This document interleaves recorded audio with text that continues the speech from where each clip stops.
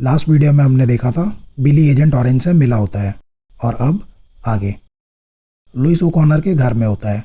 वो उसकी बॉडी को बाथरूम के कर्टेन से ढक देता है। इसके बाद वो अपने घर आता है। घर पे उसके पिता होते हैं। वो उसकी हालत देखते हैं पर उससे कुछ नहीं पूछते। लुइस को नींद नहीं आती थी। वो लुइस को अपनी नींद की दवा देते हैं। इसके बाद लुइस सोने चला जाता है। लुइस अपनी जान लेने की कोशिश करता है पर वो ऐसा नहीं कर पाता। वहीं फ्रैंक को दिखाते हैं। वो धीरे धीरे रिकवर कर रहा था। डेविड और फ्रैंक दोनों कर्नल बेनेट को मारने का प्लान बनाते हैं। वो एक आर्मी बेस में होता है जिसका मतलब है वहाँ यूएस सोल्जर्स भी होंगे। फ्रैंक कहता है एजेंट ऑरेंज जानता है मैं जिंदा हूँ। वही उन कैमरे से देख रहा था जब मैं गनर के साथ वहाँ था। वहीं बिली होमलैंड के ऑफिस आता है। वो मडानी से कहता है उसे फ्रैंक के बारे में अभी तक कुछ पता नहीं चला। वो मडानी से कहता है अगर फ्रैंक जिंदा है और वो तुम्हारे केस के बारे में जानता है तो वो लोगों के सामने क्यों नहीं आता। वो यहाँ ये पता लगाने आया था कि मडानी को कांदाहार के बारे में कितना पता है। वो पूछता है फ्रैंक घायल था, ये मडानी को कैसे पता। वो कहती है उन्हें फ्रैंक का ब्लड मिला था एक क्राइम सीन में। बिली कहता है अगर वो जिंदा है तो मैं उसे ढूंढ लूँगा। सैम मडानी से कहता है तुम्हें बिली को फ्रैंक के बारे में नहीं बताना चाहिए था। वो कहता है हमने राल्फी को नहीं बताया फ्रैंक के बारे में और तुमने बिली को बता दिया। फ्रैंक डेविड से कहता है अगर वहाँ बेस में यूएस सोल्जर्स ने उसे रोकने की कोशिश की तो क्या मुझे अपने ही सोल्जर्स को मारना होगा। फिर फ्रैंक कहता है बात यहाँ तक ना पहुँचे तो अच्छा है। इसके बाद मडानी गनर के केस के बारे में सोच रही होती है। उसे महसूस होता है जैसे ही उन्होंने गनर को ढूंढना शुरू किया तभी वो मारा गया। वो सैम को ये बताती है। वो कहती है हमारी बातें कोई सुन रहा है। वहीं बिली विलियम के साथ होता है। विलियम कहता है तुम्हें फ्रैंक को मार देना चाहिए था जब वो तुमसे मिलने आया था। वो बिली को धमकी देता है अगर फ्रैंक की वजह से उसे कुछ भी हुआ तो बिली भी नहीं बचेगा। बिली कहता है क्या हम कर्नल बेनेट को बताएंगे कि फ्रैंक उसके पीछे आ रहा है। विलियम कहता है हम उसका इस्तेमाल करेंगे फ्रैंक को मारने के लिए। वहीं बेनेट को दिखाते हैं। वो आर्मी बेस में किसी के साथ होता है। तभी फ्रैंक बेस में घुसता है। बाहर से डेविड फ्रैंक की मदद कर रहा था। फ्रैंक बिना किसी की नज़र में आए बेनेट के कमरे तक पहुंच जाता है और वो लड़की चिल्लाती है वो यहाँ है। तभी बिली को दिखाते हैं। वो अपनी टीम के साथ फ्रैंक का इंतज़ार कर रहा था। वहाँ फ्रैंक को देख के बेनेट की हवा निकल जाती है। डेविड बेनेट का फ़ोन क्लोन करना शुरू करता है। डेविड फ्रैंक को बताता है कुछ आदमी उसकी तरफ आ रहे हैं। इसके बाद फ्रैंक उस कमरे में स्मोक ग्रेनेड से धुआं कर देता है और बेनेट से कहता है अगर आवाज़ की तो तेरा भेजा खोल दूंगा। और बिली भी अपने आदमियों के साथ वहाँ आ जाता है। वहाँ कुछ दिखाई नहीं दे रहा होता। फ्रैंक एक एक करके बिली के आदमियों को मार देता है। फ्रैंक एक गन उठा लेता है। उसकी लाइट बिली देख लेता है। जैसे ही बिली गोली चलाता है वहाँ कोई नहीं होता। तभी फ्रैंक पीछे से आता है और वो दोनों एक दूसरे पे गोली चला देते हैं। तभी डेविड कहता है बेनेट का फ़ोन क्लोन हो गया है, निकलो वहाँ से। इसके बाद फ्रैंक खिड़की से नीचे कूद जाता है। बिली उस पर गोली चलाता है पर वो वहाँ से भाग जाता है। वहीं बेस में सायरन बज जाता है और सभी सोल्जर्स फ्रैंक को ढूंढने लगते हैं। डेविड फ्रैंक की वहाँ से निकलने में मदद करता है। फ्रैंक कहता है उसे बेनेट को मार देना चाहिए था। डेविड कहता है तुम सही थे। एजेंट ऑरेंज को पता था कि तुम बेनेट के पीछे जाओगे और उसके आदमी वहाँ तुम्हारा इंतज़ार कर रहे थे, लेकिन उन्हें नहीं पता हमने बेनेट का फ़ोन क्लोन कर लिया है। अब वो किससे बात करता है, कहाँ जाता है, हमें सब पता चल जाएगा। तभी ट्रैकर में दिखाते हैं बेनेट कहीं जा रहा है। वहीं लुइस को दिखाते हैं वो शॉपिंग कर रहा है। इसके बाद वो बॉम्ब बनाता है। वहीं बेनेट को दिखाते हैं। वो विलियम से कहता है तुमने मेरा इस्तेमाल किया। विलियम उससे पूछता है तुमने फ्रैंक को क्या बताया। बेनेट कहता है कुछ नहीं, मैंने उसे कुछ नहीं बताया। विलियम कहता है वो बेनेट के लिए न्यू पासपोर्ट का इंतज़ाम करेगा और बेनेट यहाँ से कहीं दूर जाके अपनी रिटायरमेंट एंजॉय करेगा। बिली कहता है अपनी जेब खाली करो। बेनेट अपना फ़ोन टेबल पे रख देता है। फ्रैंक और डेविड वहाँ आ रहे होते हैं।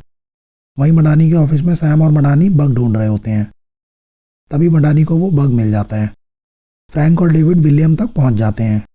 वहीं बिली बेनेट को एक सेफ हाउस ले जाता है और उसे मार देता है। फ्रैंक देखता है उस घर में विलियम है और वो उस पर गोली चलाता है पर खिड़की बुलेट प्रूफ होती है। ये बिल की चाल थी फ्रैंक को पकड़ने की। इसके बाद डेविड और फ्रैंक वापस आ जाते हैं। डेविड फ्रैंक से कहता है उसने फ्रैंक के स्कोप से इमेज ली और उसे एजेंट ऑरेंज का पता चल गया है। डेविड उसे कहता है उसका नाम विलियम रॉलिंस है और वो कोई एजेंट नहीं है, वो CIA कोवर्ट ऑपरेशंस का डायरेक्टर है। डेविड कहता है मैंने इसकी फाइल सर्च करी है और हो सकता है उन्हें हमारी लोकेशन पता चल गई हो और उसके आदमी इधर ही आ रहे हो हमें मारने के लिए। फ्रैंक कहता है तुम CIA की साइट पे पूरा दिन थे, तुमने हमारे बारे में कुछ सुना। डेविड कहता है नहीं। फ्रैंक कहता है मैंने उस पर गोली चलाई, पर इसके बारे में तुमने कुछ भी नहीं सुना। क्यों? फिर वो कहता है क्योंकि CIA हमारे पीछे नहीं है, सिर्फ विलियम हमारे पीछे है, और मुझे लगता है कि हम सेफ हैं। तभी डेविड के घर के कैमरास बंद हो जाते हैं और वो फ्रैंक को अपने घर भेजता है चेक करने के लिए। इसके बाद फ्रैंक डेविड के घर पहुंचता है। सारा उसे बताती है उसने अपने बेटे जैक को पनिश करने के लिए वाईफाई बंद कर दिया है। वहीं डेविड इंतज़ार कर रहा होता है फ्रैंक के फ़ोन का। दूसरी तरफ सैम और मडानी एक फेक लीड डिस्कस करते हैं। मडानी कहती है फ्रैंक एक गन सप्लायर से मिल रहा है।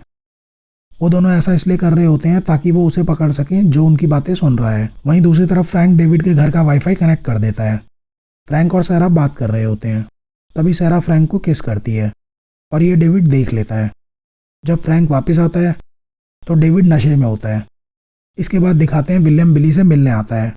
वो बिली से कहता है हमें इस मौके का फ़ायदा उठाना चाहिए, उन्हें फ्रैंक को ख़त्म करना होगा। बिली कहता है इसमें होमलैंड सिक्योरिटी इन्वॉल्व है, इसमें अगर हम कुछ करते हैं तो बहुत रिस्क है। विलियम कहता है जैसे ही होमलैंड ऑपरेशन का प्लान सिस्टम में डालेगी वो बिली को वो प्लान दे देगा, जिससे रिस्क बहुत कम हो जाएगा। बिली कहता है इस काम के लिए मैं अपने लोग इस्तेमाल नहीं कर सकता, हमें दूसरे लोग ढूंढने होंगे और वो सस्ते नहीं हैं। इसके बाद मडानी को दिखाते हैं। वो अपनी टीम को ऑपरेशन के बारे में बता रही होती है।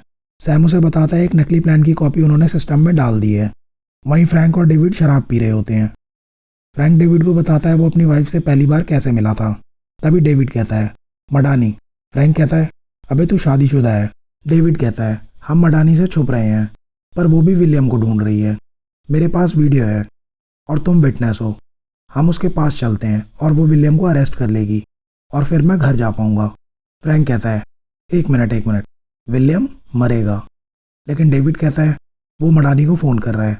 फ्रैंक उसे फ़ोन रखने को कहता है, पर वो नहीं सुनता। इसके बाद फ्रैंक उसको बेहोश कर देता है।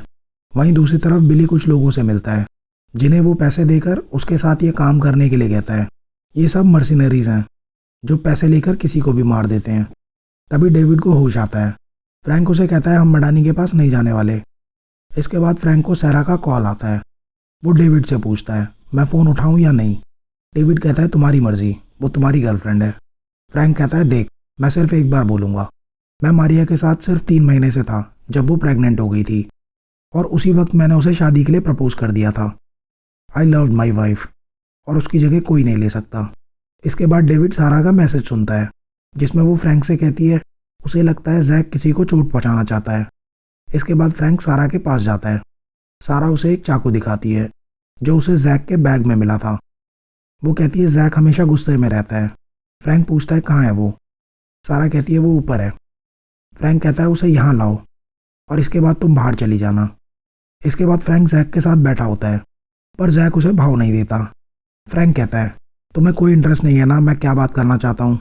वो कहता है वो जब छोटा था तो ऐसा ही था, किसी की नहीं सुनता था, वो बस लोगों को चोट पहुँचाना चाहता था। वो कहता है मुझे तुम्हारा वेपन अच्छा लगा, ये मेरा भी फेवरेट है। गोली धोखा दे सकती है पर चाकू ये कभी धोखा नहीं देता। इसके बाद वो चाकू जैक की गर्दन पे रखता है। जैक कहता है मार दो मुझे, मार दो। वो कहता है मैं हर वक्त डरा हुआ होता हूँ इसलिए मैंने अपने पास चाकू रखा है। फ्रैंक उसे कहता है सब ठीक हो जाएगा। वहीं डेविड को भी ये देख के बहुत दुख होता है कि वो अपने बेटे के लिए कुछ भी नहीं कर पा रहा था।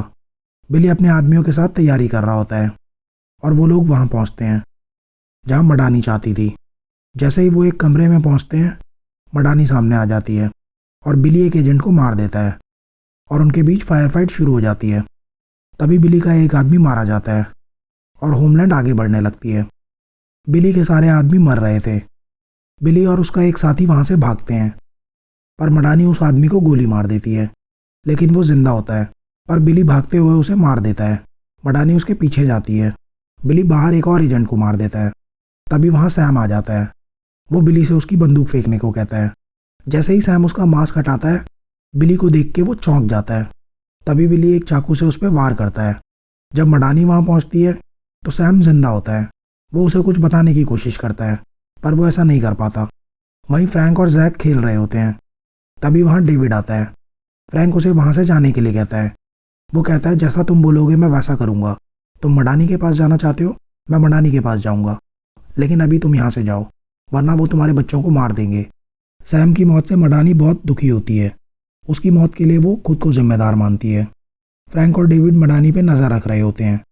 तभी एक ब्लास्ट होता है और दूसरी तरफ लुइस को दिखाते हैं। वो एक लेटर लिख रहा होता है और वो लेटर उसने लिखा है कैरन को। वो लेटर कैरन अपने बॉस के सामने पढ़ती है। उसने कैरन को लेटर भेजा है क्योंकि कैरन ने फ्रैंक का केस लड़ा था और वो खुद को फ्रैंक की तरह एक हीरो समझता था। कैरन कहती है वो इस लेटर का जवाब देना चाहती है, पर उसका बॉस कहता है हम वही करेंगे जो पुलिस कहेगी ताकि वो लोग उसे पकड़ सकें। वो कैरन को उसका जवाब तैयार रखने को कहता है। वहीं फ्रैंक और डेविड भी इस ब्लास्ट के बारे में न्यूज़ में देख रहे होते हैं। राल्फी मडानी से मिलने आता है। वो उससे ऑपरेशन के बारे में पूछता है, पर मडानी उसे फ्रैंक के बारे में नहीं बताती। वहीं कैरन उस लेटर का जवाब न्यूज़पेपर में छाप देती है और वो फ्रैंक देख लेता है। डेविड उसे बताता है कैरन रेडियो पे है। वहीं रेडियो पे सेनेटर स्टैन और कैरन दोनों होते हैं। सेनेटर स्टैन गन लॉ को सपोर्ट करता है, जिसमें उनका मानना है जितनी कम गन्स होंगी उतना ही क्राइम कम होगा। वो गन्स को यूज़ करने के अगेंस्ट है। कैरन कहती है सेनेटर, जब आपकी जान खतरे में होती है तब एक गन आपकी जान बचा सकती है। वो कहता है अभी 1 साल पहले ही पनिशर ने यहाँ कितने लोगों को मारा। फ्रैंक को लोग द पनिशर के नाम से बुलाते थे, जिस पे कैरन कहती है उसने जिनको भी मारा वो सब क्रिमिनल्स थे। उनका होस्ट कहता है कई लोगों के लिए फ्रैंक हीरो था, उसने वो किया जो पुलिस नहीं कर पाई। तभी उन्हें बॉमर का कॉल आता है। वो कैरन से बात करना चाहता है। वो पूछता है कैरन ने उसके बारे में ऐसा क्यों लिखा, वो कोई टेररिस्ट नहीं है। कैरन कहती है तुम एक डरपोक हो और तुमने जिन लोगों को भी मारा वो सब आम लोग थे, तुम एक खूनी हो। इस पे लुइस कहता है तुम भी उन्हीं लोगों में से हो। वो सेनेटर और कैरन को मारने की धमकी देता है। इसके बाद वो कुछ शब्द कहता है। फ्रैंक कहता है ये शब्द उसने कहीं सुने हैं। तभी उसे याद आता है ये शब्द कर्ट के ग्रुप के एक लड़के लुइस ने कहे थे। वो डेविड से कहता है वो लड़का कैब चलाता है, क्या डेविड उसे ढूंढ सकता है। डेविड पूछता है तुम क्या करोगे उसके साथ। फ्रैंक कहता है वो कैरन के पीछे है, कैरन की जान खतरे में है। अगर उसकी जगह सहरा होती तो तुम क्या करते। वहीं दूसरी तरफ कर्ट लुइस को कॉल करता है। वो कहता है मैंने रेडियो में सुना, कहाँ हो तुम, कॉल करो मुझे। और वो ओकॉनर के घर पहुंचता है। जब वो अंदर जाता है तो वहाँ ओकॉनर की लाश पड़ी होती है।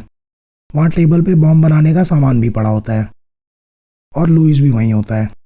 कर्ट उसे खुद को पुलिस के हवाले करने को कहता है, पर लुइस गन निकाल लेता है और दोनों की हाथापाई शुरू हो जाती है। वो कर्ट को मार के बेहोश कर देता है। वहीं डेविड फ्रैंक को लुइस का एड्रेस बताता है। वो फ्रैंक से कहता है हम पुलिस को बता सकते हैं या कर्ट को, लेकिन फ्रैंक कहता है वो ये अपने तरीके से करेगा। इसके बाद फ्रैंक कैरन को कॉल करता है। वो पूछता है क्या तुम FBI के साथ हो। वो कैरन को वहीं रहने को कहता है जब तक ये सब सॉल्व ना हो जाए। कैरन पूछती है क्या फ्रैंक जानता है बॉम्बर कौन है। वो कहती है उन्हें FBI को ये बता देना चाहिए ताकि वो उसे पकड़ सकें। फ्रैंक कहता है मेरा तरीका ज़्यादा सही है। कैरन फ्रैंक को लुइस के पीछे जाने से मना करती है। वहीं मडानी बिली से मिलती है। बिली कहता है मडानी को बाहर होना चाहिए उस बॉम्बर के पीछे। मडानी कहती है सैम और उसके एजेंट्स मारे गए हैं। वो उसे बताती है मैंने फ्रैंक का नाम यूज़ किया एज अ बेट ताकि वो लोग वहाँ आएँ। वहीं फ्रैंक को डेविड का कॉल आता है। वो लुइस के घर के बाहर होता है। डेविड कहता है तुम्हें जो ठीक लगे वो करो। वो फ्रैंक को बताता है लुइस और कर्ट का फ़ोन एक ही जगह से सिग्नल दे रहा है। इसके बाद फ्रैंक वहाँ पहुँचता है। तभी सेनेटर स्टैन को दिखाते हैं। बिली उससे मिलने आता है। वो कहता है वो इस होटल में एक फंड रेज कर रहा है उन लोगों की फैमिली के लिए जो इस बॉम्ब ब्लास्ट में मारे गए। उसे किसी ने बिली के बारे में बताया था कि इस काम के लिए बिली बेस्ट है। बिली कहता है अगर वो बॉम्बर आपके पीछे आया तो मेरी टीम उसे देख लेगी। इसके बाद वो वहाँ से चला जाता है। वहीं फ्रैंक ओकॉनर के घर पहुँचता है। वहाँ लुइस ने कर्ट को एक चेयर से बांधा होता है और उसकी चेस्ट पे एक बॉम्ब लगाया होता है। फ्रैंक कर्ट से कहता है हिलना मत। इसके बाद वो बॉम्ब देखता है। लुइस वहीं एक बिल्डिंग से फ्रैंक को देख रहा होता है। वो कर्ट के फ़ोन पे कॉल करता है। फ्रैंक फ़ोन उठाता है। लुइस कहता है मैं भी तुम्हारी तरह हूँ। फ्रैंक पूछता है कर्ट का इन सब से क्या लेना देना है और लुइस का प्लान क्या है, क्योंकि वो पकड़ा जाएगा। फ्रैंक कहता है कर्ट को जाने दो और खुद को पुलिस के हवाले कर दो। लुइस कहता है तुमने तो ऐसा नहीं किया था, मैं भी ऐसा नहीं करूँगा। फ्रैंक कहता है हम दोनों एक जैसे नहीं हैं। मैंने जिनको भी मारा उनके सामने आके मारा, तुम बॉम्ब्स के पीछे छुप रहे हो, तुम एक डरपोक हो। इसके बाद लुइस फ़ोन काट देता है। कर्ट कहता है अबे क्या कर रहा है भाई, मरवाएगा क्या। फ्रैंक कहता है कौन सी तार काटनी है मुझे ये समझ नहीं आ रहा। कर्ट कहता है मतलब लग गए हमारे। इसके बाद वो फ्रैंक को वहाँ से जाने के लिए कहता है। तभी लुइस का फिर से कॉल आता है। वो कहता है मैंने पुलिस को कॉल कर दिया है। वो फ्रैंक को चोट नहीं पहुँचाना चाहता। वो कहता है हमें साथ में काम करना चाहिए। फ्रैंक कहता है ठीक है, पहले कर्ट को जाने दो और मैं तुम्हारे साथ काम करूँगा। वो फ्रैंक को खिड़की पे आने को कहता है। पुलिस के सायरन की आवाज़ आ रही होती है। वो कहता है पुलिस आ रही है। फ्रैंक कहता है कोई बात नहीं, मैं यहीं कर्ट के साथ रहूँगा। कर्ट भी फ्रैंक को वहाँ से जाने के लिए कहता है, क्योंकि किसी को नहीं पता कि फ्रैंक जिंदा है। फ्रैंक कहता है वो बॉम्ब की तार काटने वाला है। क्या लुइस तैयार है फ्रैंक और कर्ट को मारने के लिए? लुइस फ्रैंक से कहता है वाइट वायर काटो और वहाँ से चला जाता है। इसके बाद फ्रैंक वाइट वायर काटता है और बॉम्ब डिफ्यूज़ हो जाता है। इसके बाद वो वहाँ से बाहर निकलता है, पर चारों तरफ पुलिस होती है। वो भागता है, पर हर तरफ पुलिस है। तभी उसके सामने एक पुलिस कार आ जाती है और वो उनकी थोड़ी धुलाई करके पुलिस कार में वहाँ से भाग जाता है। वहीं मडानी एक बार में बैठी होती है।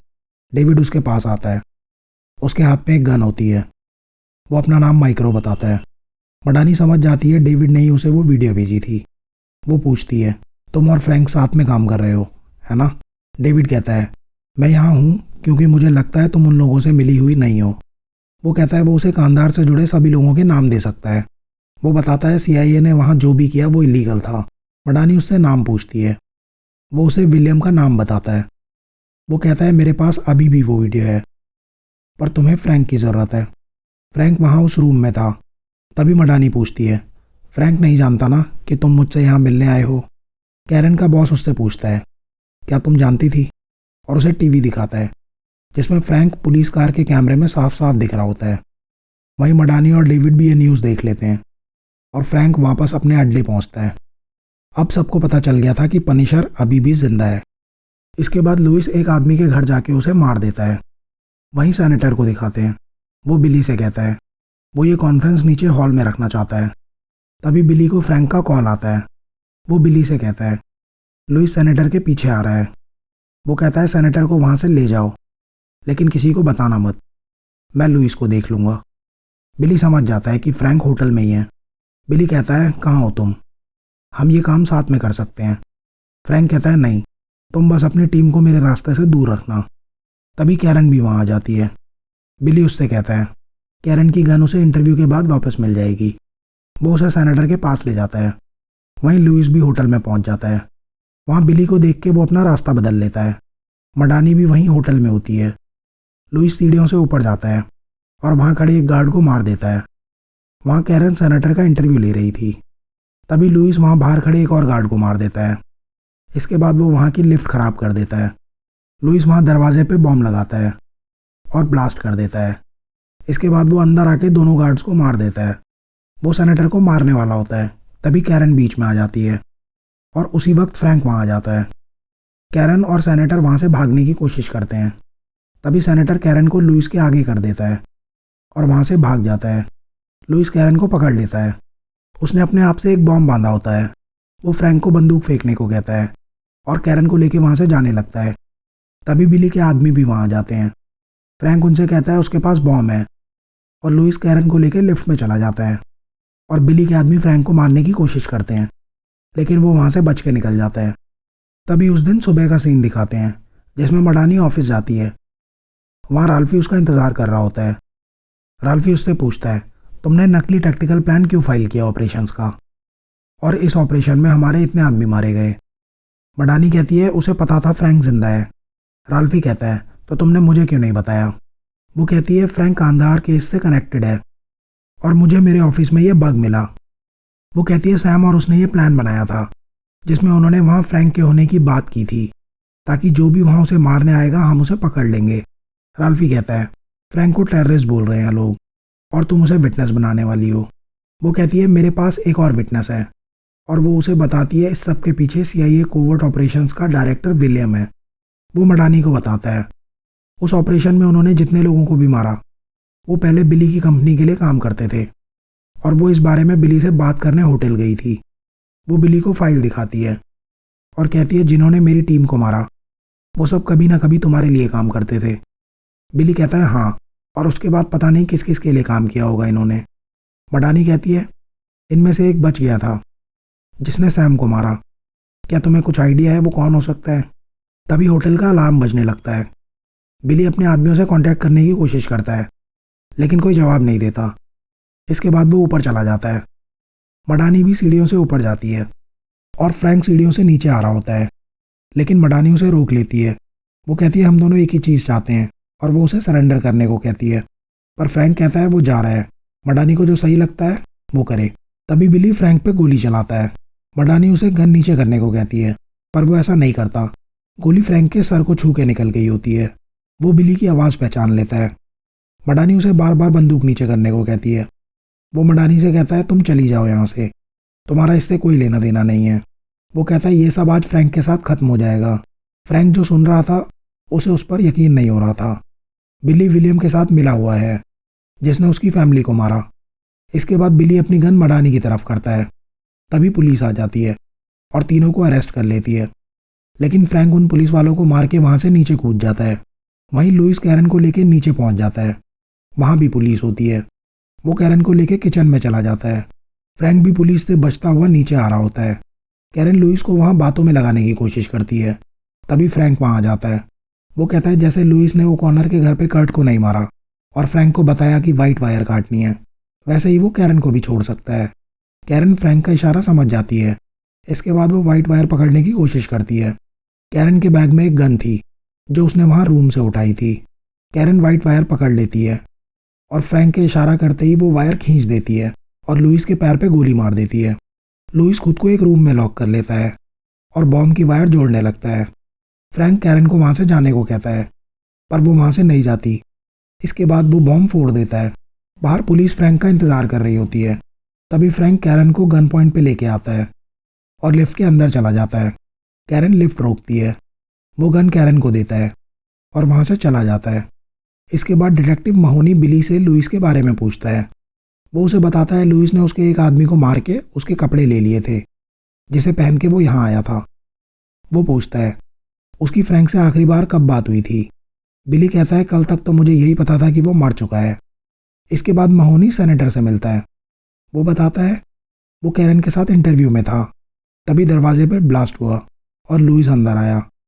उसने बिली के दोनों आदमियों को मार दिया। उसके पीछे फ्रैंक अंदर आया। वो कहता है फ्रैंक और लुइस साथ में थे। लुइस और फ्रैंक उस पर गोली चला रहे थे, पर सेनेटर वहाँ से भाग गया। इसके बाद लुइस ने कैरन को पकड़ लिया। ये सुनकर कैरन कहती है सेनेटर झूठ बोल रहा है, ऐसा नहीं हुआ था। फ्रैंक लुइस के साथ नहीं था।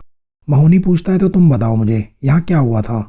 सारे एविडेंस तो यही दिखा रहे हैं कि फ्रैंक और लुइस दोनों एक ही समय पे यहाँ आए थे। कैरन कहती है तुमने फ्रैंक के केस पे काम किया है, क्या कभी भी उसने किसी मासूम को मारा है। डिटेक्टिव कहता है फ्रैंक पागल है और पागल कुछ भी कर सकते हैं।